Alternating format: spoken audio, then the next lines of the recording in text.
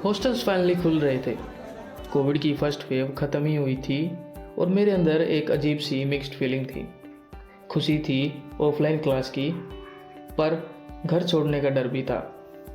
Parents के साथ काफ़ी हॉस्टल देखे, पर सब कंजेस्टेड और सफोकेटिंग थे। फिर हम यहाँ आए, Anandi hostel. Perfect for studying right? Dad ने पूछा। It was the last room on second floor, corridor के बिल्कुल कोने में। मैंने भी सोचा डिस्टर्बेंस कम होगी, सो आई टुक द कॉल। पर मुझे क्या पता था कि मैं एक गहरे अंधेरे कुएं में कदम रख रहा हूँ। और वो कहते हैं ना, when you look into the Abish looks back at you. खैर, रूम नंबर 204 में मैं शिफ्ट हो गया। पूरा दिन पैकिंग और शिफ्टिंग में ही निकल गया। पर जब रात हुई तो हॉस्टल की खामोशी मुझे चुभने लगी। It wasn't a peaceful silence, it was deafening. रात के करीबन 1 बज रहे थे। मैं सोने की कोशिश कर रहा था, पर नींद कोसों दूर थी। तभी सन्नाटे को चीरते हुए मुझे एक आवाज़ आई। And that is why the tangential acceleration is zero in uniform circulation motion. मैं झटके से उठा। My heart was hammering. जैसे ही आवाज़ का पीछा करते हुए मैंने यहाँ वहाँ नज़रें दौड़ाई तो मेरी नज़र मेरे लैपटॉप पर गई। लैपटॉप पर लेक्चर चल रहा था हमारे फिज़िक्स टीचर का। पर लैपटॉप तो मैंने स्लिम मोड पर डाला था, तो ये अपने आप ऑन कैसे हो गया। खैर, मैंने इस पर ज़्यादा ध्यान नहीं दिया। अपना लैपटॉप बंद किया और चादर तान के सो गया, as if it was nothing. पर मुझे क्या पता था कि अगले 15-20 दिन मेरी ज़िंदगी के सबसे भयानक दिन होने वाले हैं। अगले दिन सुबह 5:30 बजे एक्सरसाइज की बेल बजी। रूम से निकलते ही मुझे फ्लोर वार्डन मिल गई। She was a sweet lady, unlike other wardens. बेटा, तुम इतनी रात को क्या कर रहे थे? रात सोने के लिए होती है, ना कि पढ़ने के लिए। मैंने कन्फ्यूज़न में बोला, नहीं मैम, मैं तो सो रहा था। मैंने भी ये बात एक कान से सुनी और दूसरे से निकाल दी। I didn't pay attention to it. पर अगले दिन फिर वही हुआ। This time warden was angry. She banged on my door at 2 AM। मैं हड़बड़ा कर अपनी नींद से उठा और जल्दबाजी में गेट खोला। एक बार बोला तो समझ नहीं आता? लैपटॉप जब्त कर लूंगी अगर दोबारा आवाज आई तो। मैम, ट्रस्ट मी, मैंने लैपटॉप स्विच ऑफ किया था। I was terrified. मुझे पता था कि मैंने लैपटॉप स्विच ऑफ किया था, फिर भी ये अपने आप ऑन कैसे हो गया। खैर, उस रात मुझे नींद नहीं आई। अगले दिन मैं इंस्टीट्यूट चला गया। इंस्टीट्यूट से वापस आते वक्त बिल्डिंग का एक पुराना लड़का मुझे मिला, समीर एक सेकेंड ईयर ड्रॉपर था और 3 साल से यहीं रह रहा था। अबे भाई, तू तो बड़ा बहादुर है यार, उसने अजीब सी स्माइल के साथ कहा। तुझे डर नहीं लगता? मतलब कहना क्या चाह रहा है भाई? मैंने पूछा। अबे तुझे नहीं पता तेरा रूम में क्या हुआ था? तेरा रूम 2 साल बाद खुल रहा है। मेरे एक क्लासमेट मोहन ने वहाँ खुद को ख़त्म कर लिया था। डिप्रेशन था बेचारे को, और ऊपर से हमारे फिजिक्स टीचर ने पूरे 200 बच्चों के सामने उसकी बेइज्जती कर दी। और ये चीज़ उसने इतनी पर्सनल ले ली कि खुद को। ये बात समीर ने तो बड़ी कैजुअली बोल दी, पर यह बात सुन के जो मेरी फटी, क्योंकि इतनी रातों से उसी फिजिक्स टीचर का लेक्चर बार बार चल जा रहा था, जिसकी वजह से मोहन ने अपनी जान ली थी। अब ये सब कुछ जानने के बाद मेरा उस रूम में रहना नेक्स्ट इम्पॉसिबल था। पर फाइनेंशियल कंडीशन की वजह से मैं उस रूम को छोड़ भी नहीं सकता था, तो मैंने उसी रूम में रहने का फ़ैसला किया। पर मुझे नहीं पता था कि ये फ़ैसला मुझ पर कितना भारी पड़ने वाला है।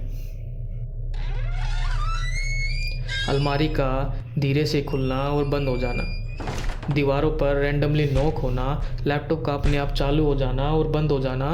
मैं इतना डर गया था कि मैं डर के मारे हनुमान चालीसा लगाकर सोने लगा। 14th नाइट तक तो मैं जैसे तैसे सब मैनेज कर रहा था, पर 15th नाइट को जो हुआ उसने मेरी हिम्मत तोड़ दी। 15वें दिन की शुरुआत एकदम नॉर्मल हुई। मैं इंस्टीट्यूट गया, क्लास लगाई, वापस आया। रात तक भी सब नॉर्मल था। मैंने चालीसा लगाई और सो गया। पर रात के करीबन 1 बजे मेरी आँख अचानक से खुली।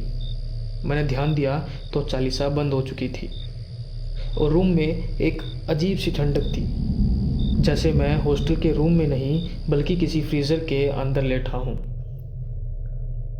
मैंने मुंह पे चद्दर तार रखी थी, पर नींद मुझसे कोसों दूर थी, क्योंकि मुझे ये समझ नहीं आ रहा था कि जब मैंने रात को फ़ोन की बैटरी फुल चार्ज की थी तो ये ख़त्म कैसे हो गई, चालीसा बंद कैसे हो गई। मैं इसी उधेड़-बुन में था ही कि मुझे अचानक से एक आवाज़ आती है। ये आवाज़ इतनी तेज़ थी कि उसने एक पल के लिए तो मेरी धड़कन ही रोक दी। मैं इन सब से इतना डर चुका था कि मुझे सांस लेने तक में तकलीफ़ हो रही थी। फिर भी मैंने जैसे तैसे करके हिम्मत जुटाई और अपने मुंह से चद्दर हटा के जो मैंने देखा उसने मेरी रूह कँपा दी। दूसरी दीवार के कोने में मेरा टूटा हुआ फ़ोन पड़ा था, वही फ़ोन जिस पे मैंने हनुमान चालीसा लगाकर अपने बेड साइड टेबल पर रखा था। अब इस बात से उबरने की मैं कोशिश ही कर रहा था कि मुझे एक आवाज़ आती है।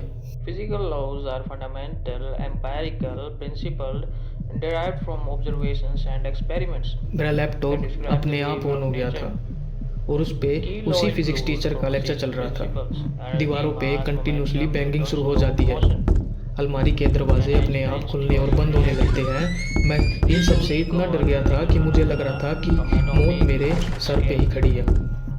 और इस मोमेंट पे मैं कंप्लीटली हार जाता हूँ।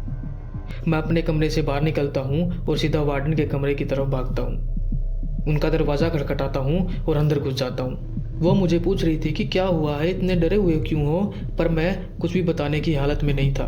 मैंने उनसे उनका फ़ोन मांगा और सीधा घर फ़ोन लगा दिया। पापा प्लीज़ मुझे ऐसे लेके जाओ पापा, मुझे नहीं रहना यहाँ पे, नहीं रहना, जल्दी आओ। पापा भी पूछते हैं बता तो हुआ क्या है, पर मैंने एक ही रट लगा रखी थी कि मुझे यहाँ से लेके जाओ, मुझे यहाँ से जाना है। रात को वार्डन मुझे अपने कमरे में ही सुलाती है। अगले दिन मम्मी पापा भी हॉस्टल आ जाते हैं। उनके चेहरे पर मायूसी साफ देख सकता था मैं। उनको लग रहा था कि मैंने हॉस्टल की लाइफ और पढ़ाई के प्रेशर से टूटकर 15 दिन में ही हार मान ली। लेकिन उनको कैसे बताता कि ये 15 दिन मैंने कौन सा नरक झेला है।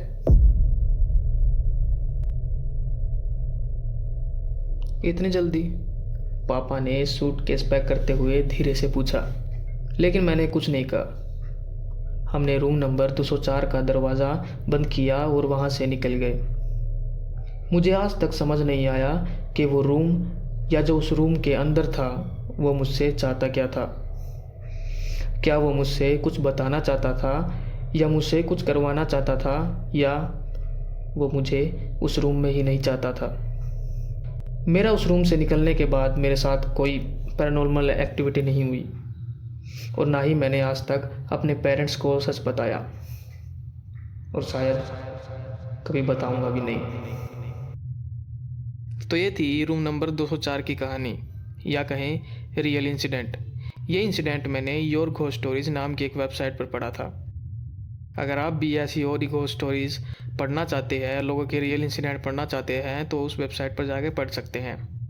और आपको ये इंसिडेंट कैसा लगा आप कमेंट सेक्शन में बता सकते हैं। और अगर आपके पास भी ऐसी ही कोई रियल हॉरर इंसिडेंट है या फिर कहानी है तो आप मुझे भेज सकते हैं।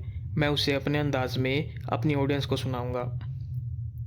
और फाइनली, अगर आपको ये वीडियो पसंद आई हो तो इसे लाइक और शेयर कर सकते हैं और हमारे चैनल को सब्सक्राइब कर सकते हैं। और साथ ही साथ अगर आपके पास कोई सजेशन है हमारी वीडियो को लेकर कि हम कैसे हमारी वीडियो को बेहतर बना सकते हैं, तो वो भी आप कमेंट सेक्शन में लिख कर बता सकते हैं।